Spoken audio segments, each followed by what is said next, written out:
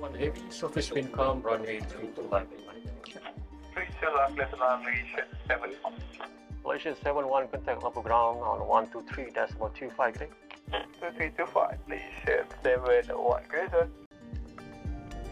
Di sini kita dapat lihat secara live lah panorama secara fizikal Kuala Lumpur International Airport yang merangkumi landasan 1, landasan 2 dan landasan 3. Sebuah pesawat tu dia memerlukan meminta kebenaran untuk pushback dahulu di mana daripada kawasan apron parking bay untuk ke kawasan holding point sebelum bersedia untuk berlepas.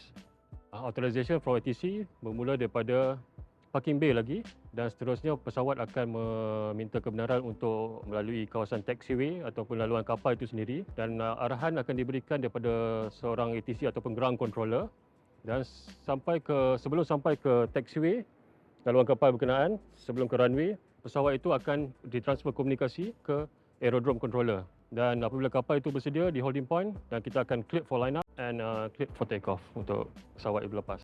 Baik, yang menariknya tentang menara kawalan ni ialah tempat bertugas untuk ATC sendiri.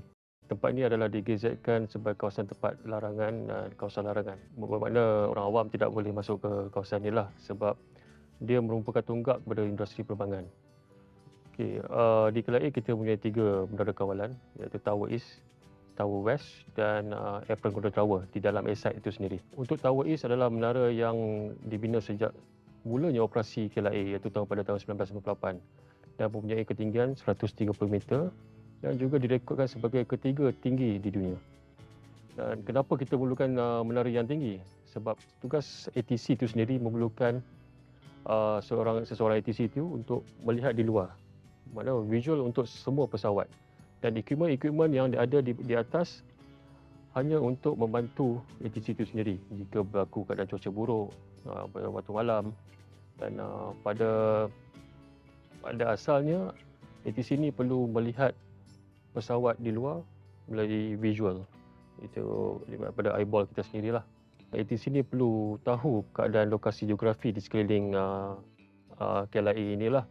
Sebagai contoh, landmark-landmark yang ada, prominent building yang available di kawasan sekitar. Sebagai contoh, jika berlaku cuaca buruk, ia boleh dijadikan sebagai panduan ataupun reference untuk jarak visibility kita.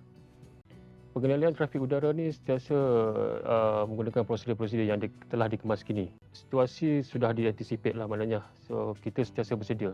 Dan kita setahun sekali memang kita ada satu refresher course untuk sentiasa update controller dan melatih controller untuk handle situasi-situasi kecemasan.